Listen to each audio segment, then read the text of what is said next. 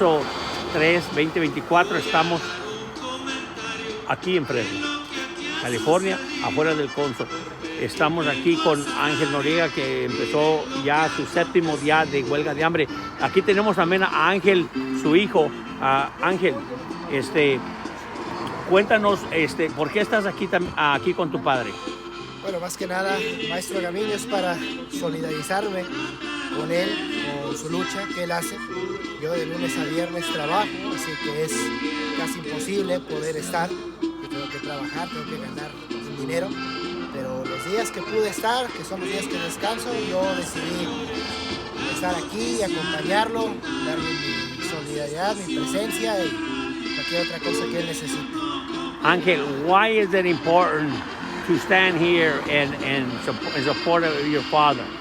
I think mainly to let him know and let whoever else believes in this cause that he is not alone, that they are not alone, that this is starting to reach the minds of people. It's starting to reach them, so they know what's going on with the consular system, not only within the United States, but we can also say abroad. You know, it doesn't matter if it's Canada, it doesn't matter if it's overseas. It's a problem that needs to be taken a look at and explored more closely. And no better way to bring consciousness to that than this. The song that is being played now is a song that was written that mentions your father's name. Menciona el nombre de tu padre, esa canción.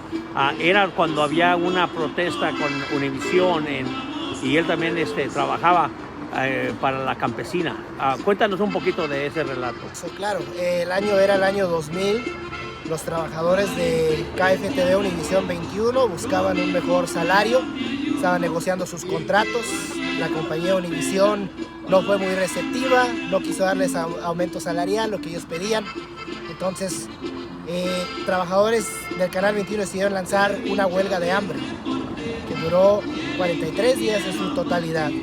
Pero cuando uno de los presentadores de noticias no pudo continuar al día 25 por ahí con la huelga de hambre, entonces el hombre que está aquí a mi izquierda decidió tomar el relevo y él estuvo aproximadamente de 20, posiblemente máximo 25 días sin comer. También incluso tuvo que pasar por en el colegio de Fresno City College, tuvo que ser detenido por la policía del campus por según estar alterando el orden, disturbing the peace, lo cual era una falsedad. So there's been other times where your dad has been in hunger strikes and like you mentioned. This will be the second time. And that was in the year 2000. 2000. What do you recall from that specific hunger strike? Yo estaba muy pequeño, tenía 10 años, tampoco era un niño chiquitito, but I was 10 years old, tenía 10 años. So you were 10 years old? Tenía 10 años cuando sucedió, claro. Yo recuerdo que, yeah, so please tell us in English what happened. Of course, it was very hard. It was very hard. I mean, I may not have realized it at the time, but to know what he was putting his body through, his mind through, you know, being without eating, just consuming liquids only, waters, juices. My mother, who's no longer here, God rest her soul, I think she went through it a lot more than I did. You know, I just saw it from afar. I think she lived it a little bit more closer. But it was hard. It was hard because I saw my father physically weakened 20 years ago. And now, 20 years later, here we are. And it's a week in.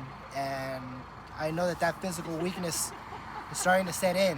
And obviously, as his son, is his blood, it does concern me. But it also makes me feel all right that I'm hearing that others will come along to continue a chain of hunger strikes to keep the movement going.